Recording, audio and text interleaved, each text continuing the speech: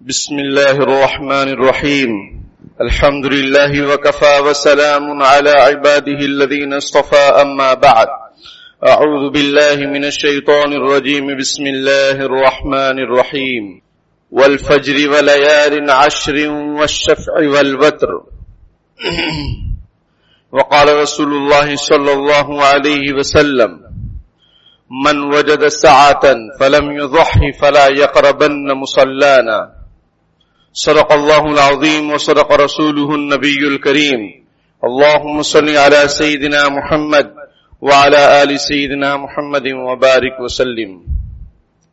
محترم بھائیوں بزرگوں، آج ذی قعدہ کی 29 تاریخ ہے، سن 1445 ہجری. بہت زیادہ چانس اس بات کا ہے کہ آج ماہ ذی الحجہ کا چاند نظر آئے گا. ماہ ذی الحجہ کا مہینہ یہ اسلامی کیلنڈر کے حساب سے 12واں مہینہ ہے، آخری مہینہ ہے. ذی الحجہ کا معنی ہوتا ہے حج والا مہینہ. چونکہ اس میں حج کے اعمال اور ارکان ادا کیے جاتے ہیں، حج ہوتا ہے، اس لیے اس مہینے کو ذی الحجہ کہتے ہیں.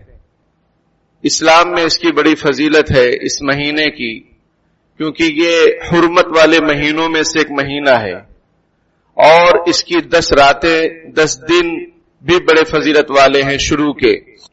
جیسا کہ میں نے ابھی شروع میں ایک آیت پڑھی، والفجر ولیال عشر، قسم ہے فجر کی، فجر کے وقت کی، ولیال عشر، اور 10 راتوں کی. 10 راتوں سے کیا مراد ہے؟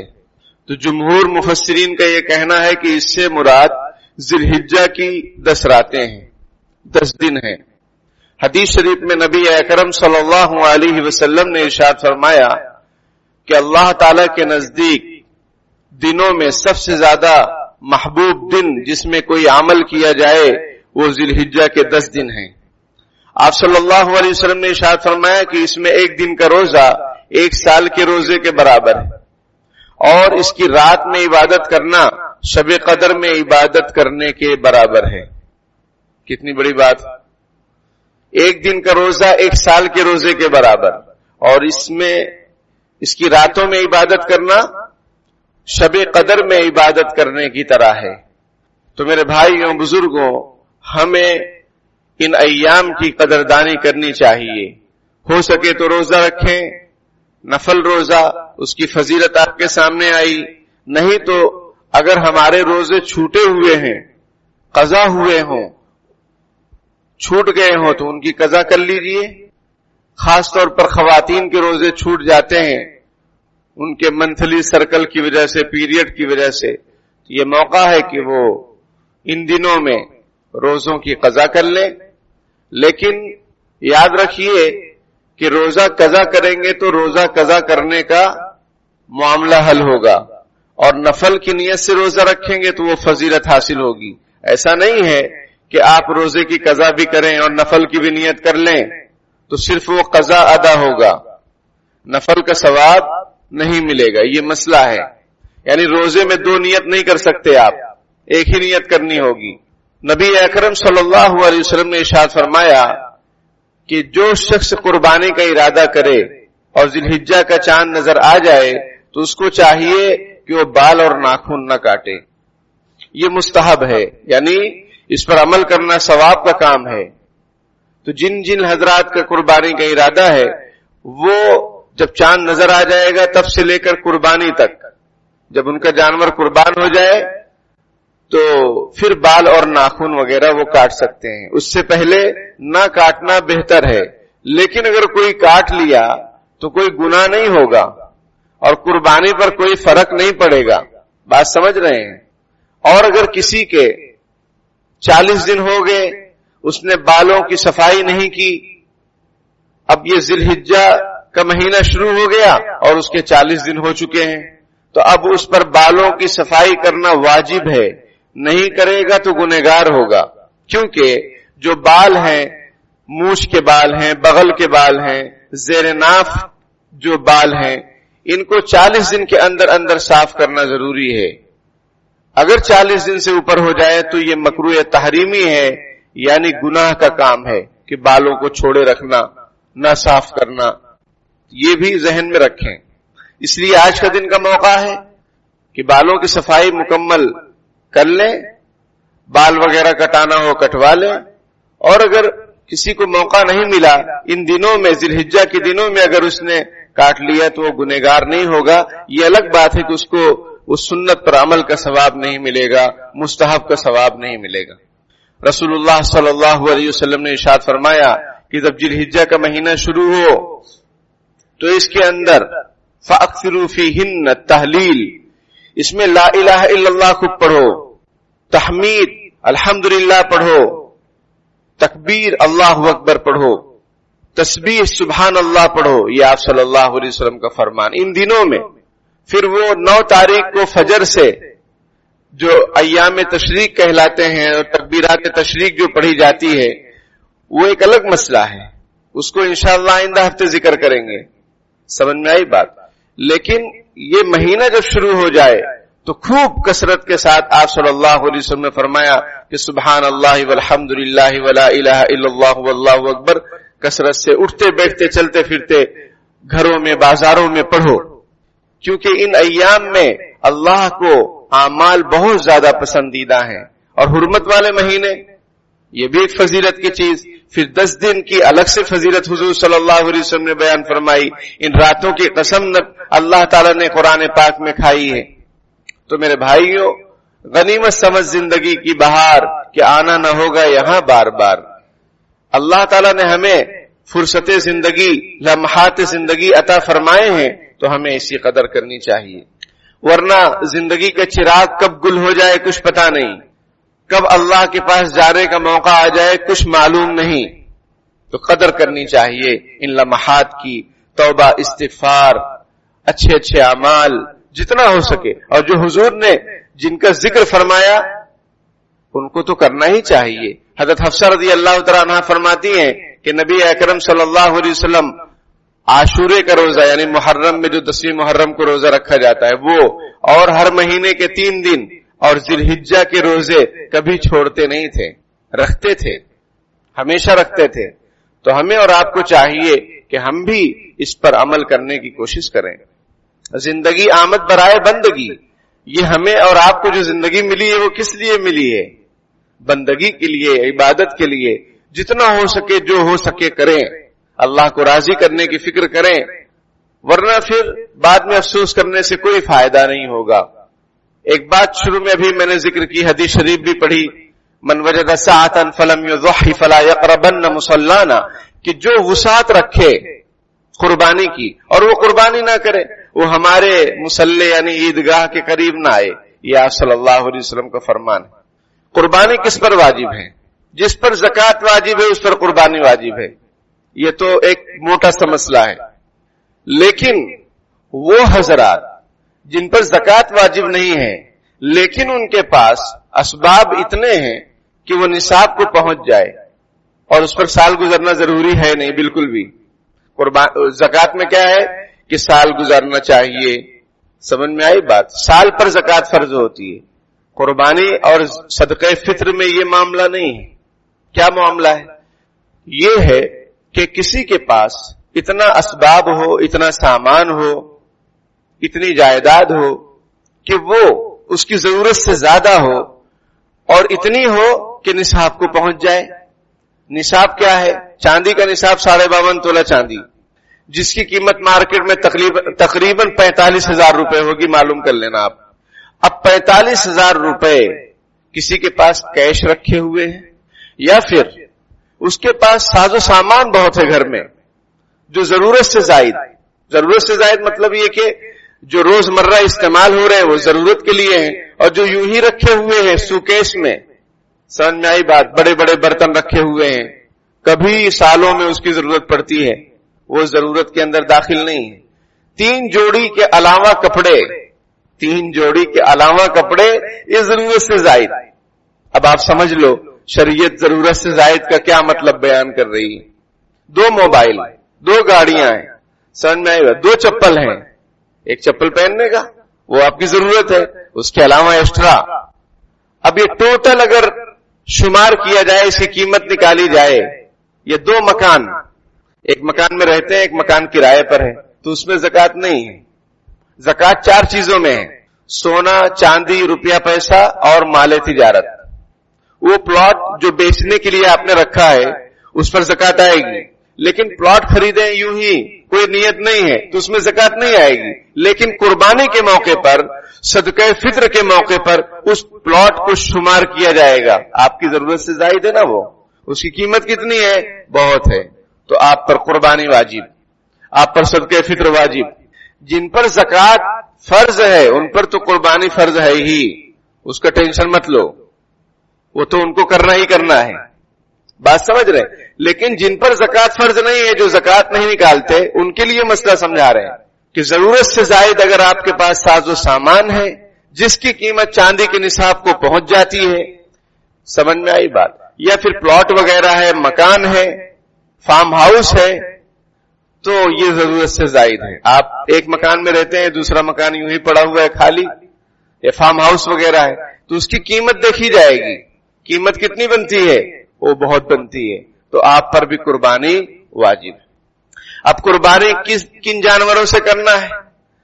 بکرے میں کر سکتے ہیں, بڑے جانور میں بھینس وغیرہ میں کر سکتے ہیں, اور اونٹ میں بھی کر سکتے ہیں. اپنے یہاں 2-4 جانور کا بڑا چلن ہے, تو جو بکرا ہے وہ 1 سال کا مکمل ہونا چاہیے, 1 دن بھی کم نہیں چلے گا, 1 دن بھی کم نہیں چلے گا. اور جو بڑا جانور ہے بھینس وغیرہ, یہ 2 سال کے مکمل ہونے چاہیے, 1 دن بھی کم نہیں چلے گا. اور یہ دن کا اعتبار اور سال کا اعتبار اسلامی سال اور اسلامی دن کے اعتبار سے. بات سمجھ رہے ہیں میرے بھائیوں بزرگوں؟ قربانی ایک عظیم الشان عبادت ہے, بہت بڑی عبادت ہے. حضرت ابراہیم علیہ السلام کی سنت ہے. ہر شریعت میں, ہر زمانے میں, ہر نبی کے زمانے میں یہ قربانی اور اللہ کی راہ میں صدقہ خیرات کرنے کا معاملہ ہر زمانے میں رہا ہے. حابیل اور قابیل کے زمانے میں بھی ہوا, حضرت آدم علیہ السلام کے زمانے میں بھی ہوا. وَلِكُلِّ أُمَّةٍ جَعَلْنَا مَنسَكًا لِيَذْكُرُوا اسْمَ اللَّهِ عَلَى مَا رَزَقَهُم مِّن بَهِيمَةِ الْأَنْعَامِ. اس آیت میں کہ ہر امت کے لیے ہم نے قربانی رکھی ہے, ہمارے لیے بھی ہے. تو چھوٹا جانور میں نے کیا کہا, 1 سال کا کمپلیٹ ہونا چاہیے, اور بڑا جانور 2 سال کا مکمل ہونا چاہیے, 1 دن بھی کم نہیں. اب ہمارے یہاں حصہ لینے کا بڑا رواج ہے, شارٹ اینڈ سویٹ, کیونکہ ہم لوگ شارٹ کٹ میں مالدار ہونا چاہتے ہیں, اس لیے نشے کا دھندا کرتے ہیں, سٹا کرتے ہیں. سمجھ میں آئی بات؟ کیونکہ ہمیں شارٹ کٹ میں مالدار ہونا ہے, سٹا لگاتے ہیں, سٹا بازاروں میں جاتے ہیں اور نشے والی چیزوں کو بیچتے ہیں تاکہ جلدی سے مالدار ہو جائیں اور جلدی سے جیل کے اندر چلے جائیں.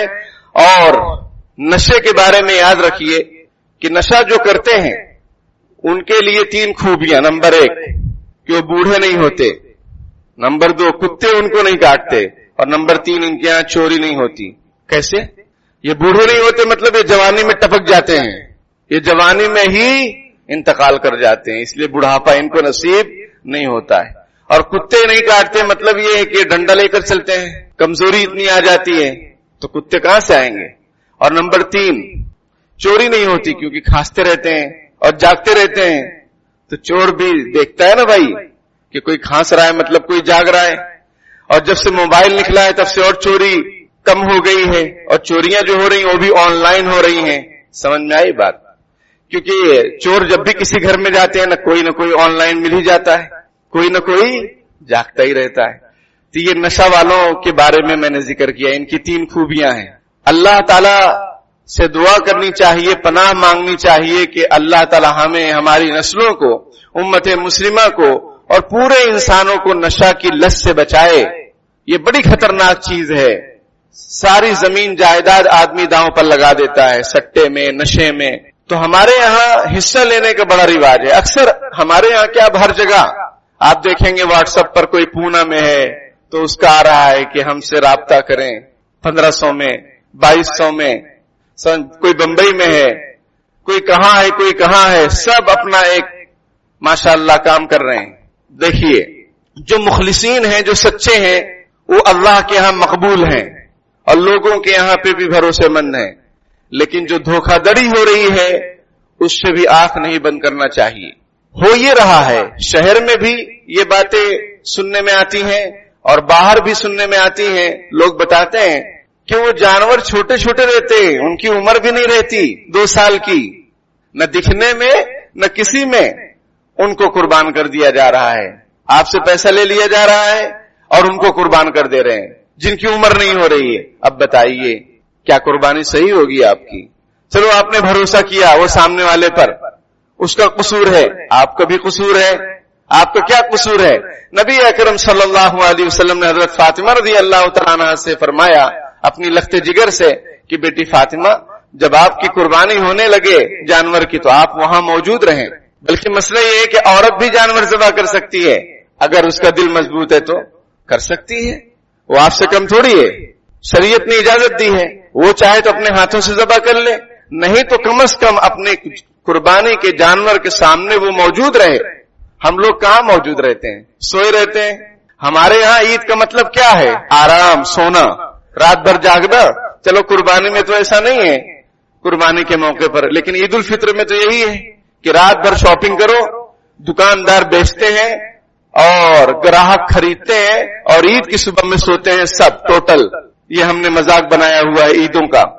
تو بقرعید کے موقع پر آپ کی اور ہماری سب کی ذمہ داری ہے یا تو جانور خریدیں اپنے گھر میں رکھیں، اور جانور خریدنے کے سلسلے میں بھی جیسا کہ میں نے بتایا کہ جا کر دیکھیں، خریدیں، عیب دار نہ ہو. دانت اس کی ایک علامت ہے، اصل عمر کا پورا ہونا ہے. اصل اس کی عمر یعنی سال کمپلیٹ ہونا ہے. 1 سال چھوٹا ہے تو 1 سال، بڑا ہے تو 2 سال. دانت علامت ہے، نشانی ہے کہ ہاں یہ اس عمر کو پہنچ چکا ہے. تو جانور کو دیکھ داکھ کے خریدیں. ابھی ایک ویڈیو آیا، اس میں یہ دکھایا جا رہا ہے کہ وہ جانور کو جو دانت لگایا گیا نا وہ نقلی دانت یعنی فکس کر دیا گیا تھا. جیسے آتا نا کسی کے دانت ٹوٹ جائے تو نقلی آتے ہیں دانت لگانے والے. تو ویڈیو میں دکھایا جا رہا ہے کہ وہ نقلی دانت جانور کے فٹ کر دیے گئے اور بیچ ڈالے. تو اس لیے جا کر دیکھو کہ نقلی دانت ہے کہ اصلی ہیں. بھائی ہمارے دانت جب لگ سکتے ہیں ڈینٹل میں تو کیا جانوروں کے دانت نہیں ہیں؟ ان کے بھی لگ سکتے ہیں. تو دھوکہ دھڑی عام ہے اور قیامت کی نشانی ہے کہ دھوکہ دھڑی عام ہو جائے گی.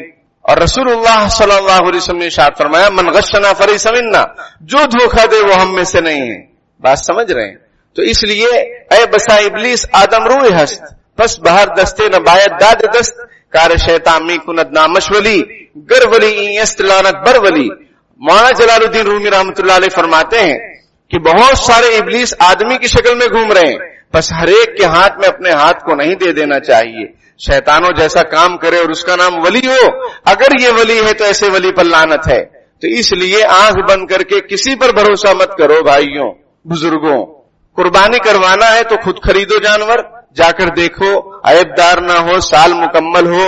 آپ کو تجربہ نہیں ہے تو جو تجربے کار لوگ ہیں ان کو ساتھ میں لے جاؤ کہ بھائی مجھے جانور لینا ہے، ذرا آپ چلو دیکھو، چیک کرو، اور خوب اچھی طریقے سے جانچ پڑتال کر کے پھر جانور خریدو اور لاؤ اور اس کو اچھی جگہ رکھو، اچھی جگہ باندھو. یہ نہیں کہ لا کے روڈ پہ باندھ دیے، یہ سراسر نادانی کی بات ہے. روڈ پر جانوروں کو باندھنا آنے جانے والوں کو تکلیف ناجائز اور حرام، یا برادران وطن کی بھاوناؤں کو ٹھیس پہنچانا کہ دیکھو ان کے یہاں یہ جانور بندھا ہوا ہے، ان کے یہاں یہ جانور، یہ بھی جائز نہیں ہے.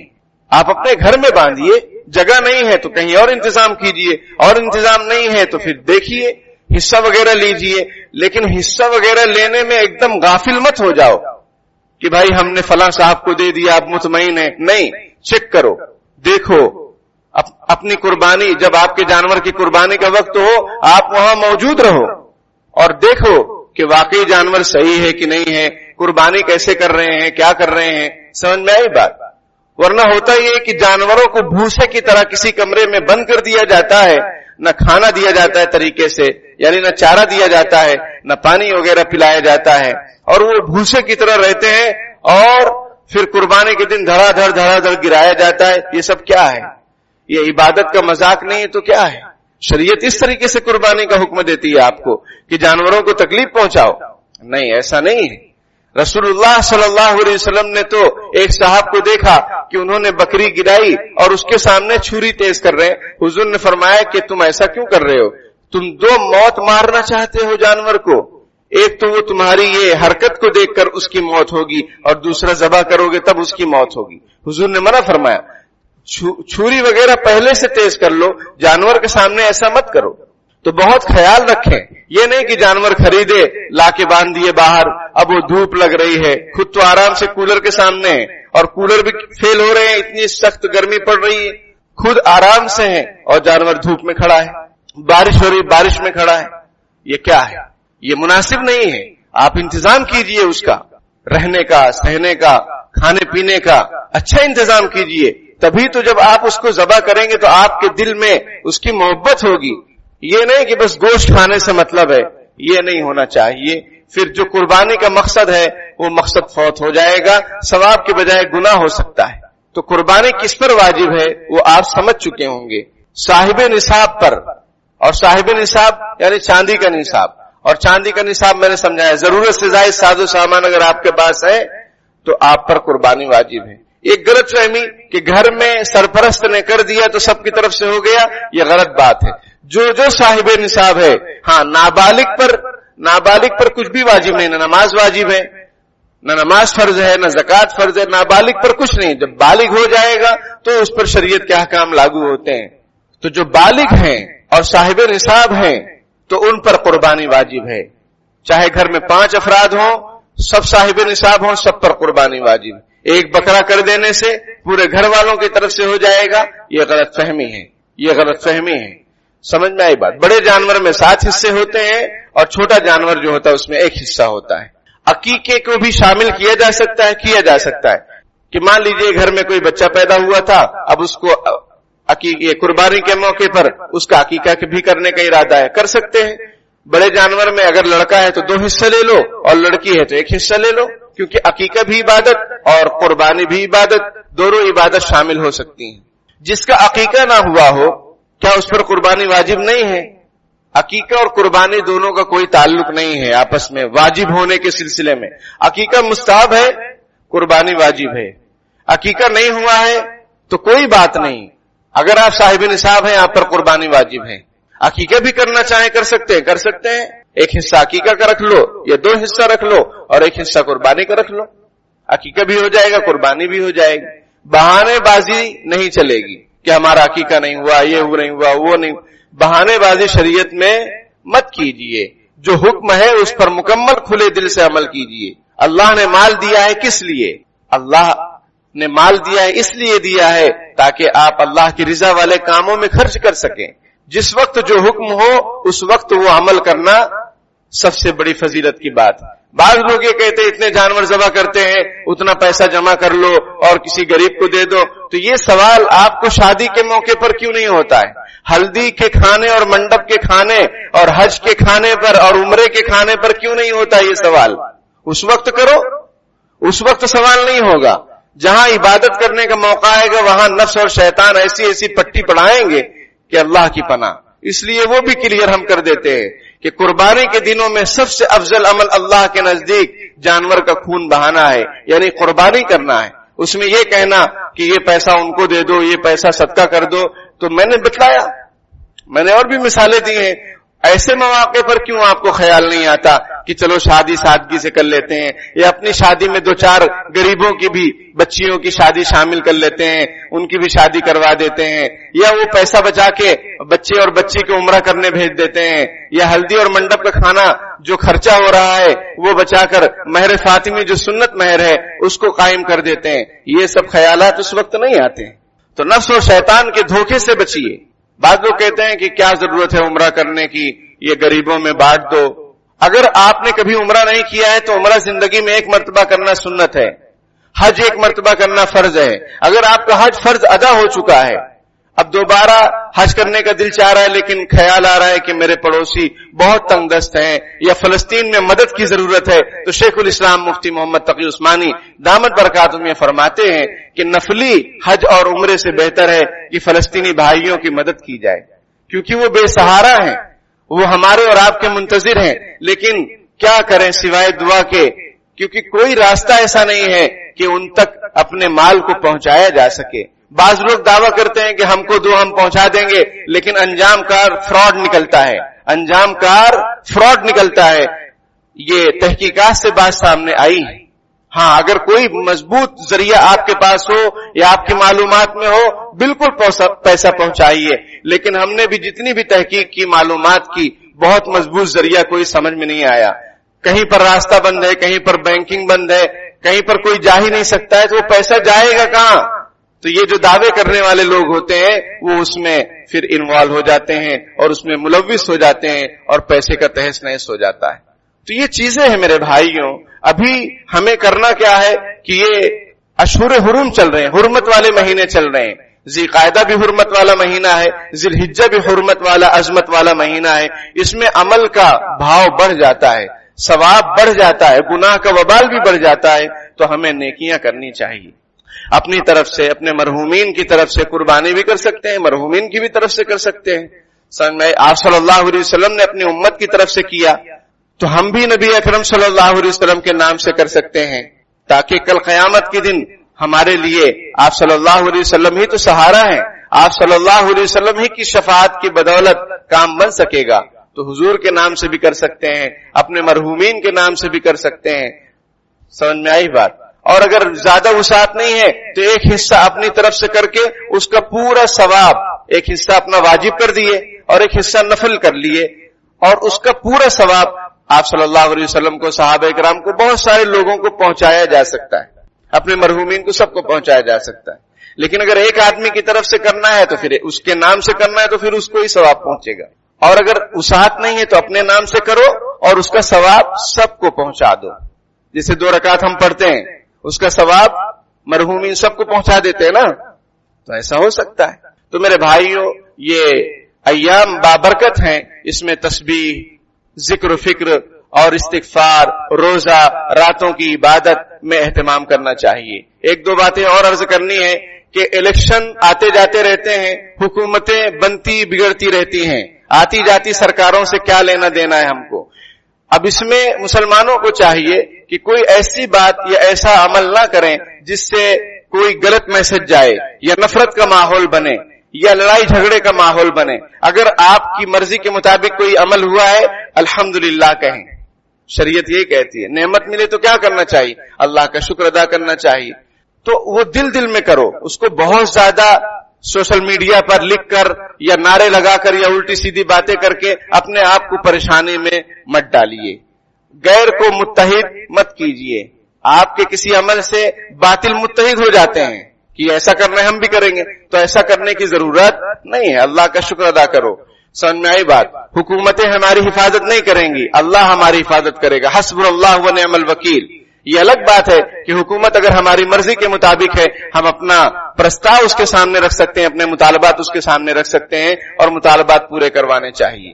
اسی طریقے سے ایک اہم بات اور، تھوڑا وقت لیں گے، معذرت کے ساتھ 1 منٹ کے اندر بات ختم کرتے ہیں. ہم یہ دیکھتے ہیں کہ ہمارے معاشرے میں شرک و بدعات بہت تیزی کے ساتھ بڑھتی جا رہی ہیں.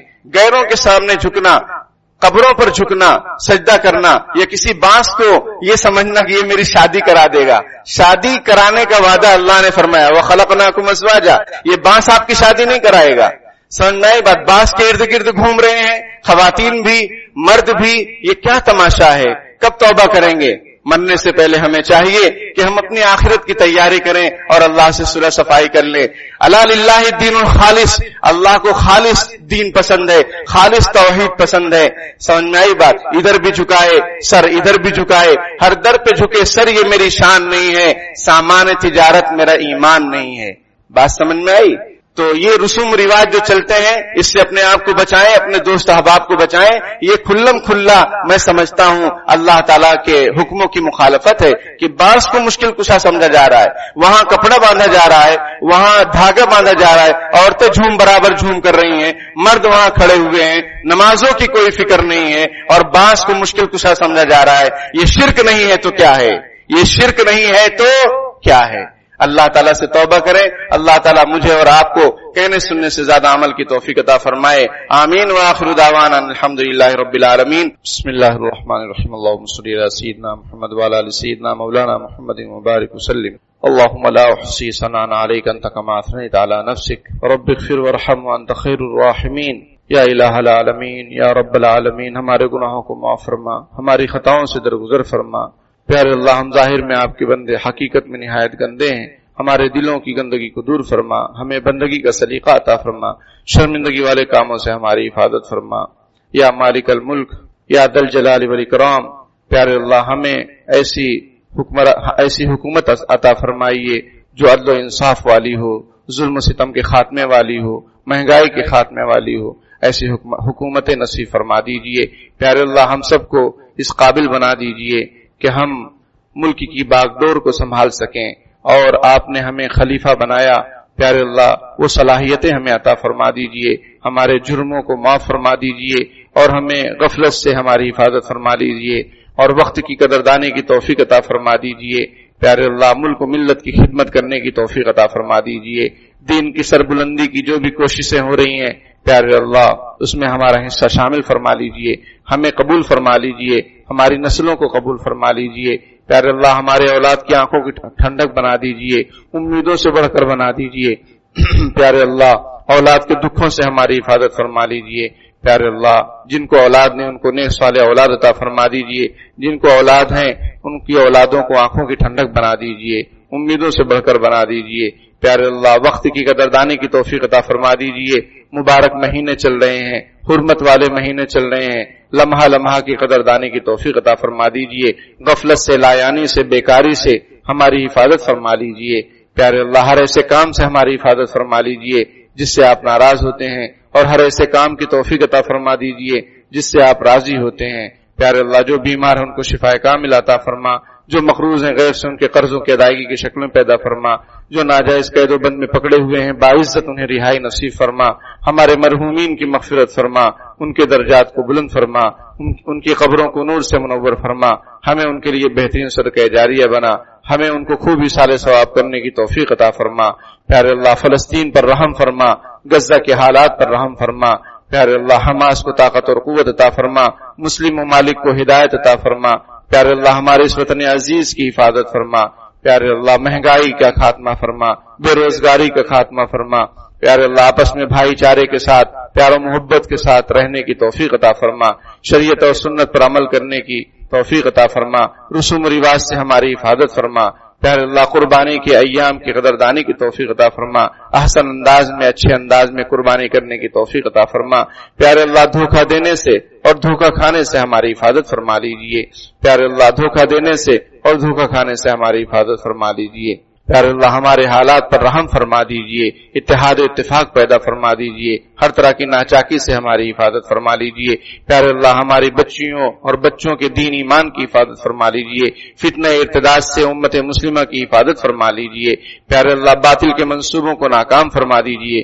باطل میں آپس میں پھوٹ ڈال دیجئے، انتشار پیدا فرما دیجئے، ان کی موت واقع کر دیجئے۔ جزا اللہ عنا محمد صلی اللہ علیہ وسلم ما هو اہلہ برحمتک یا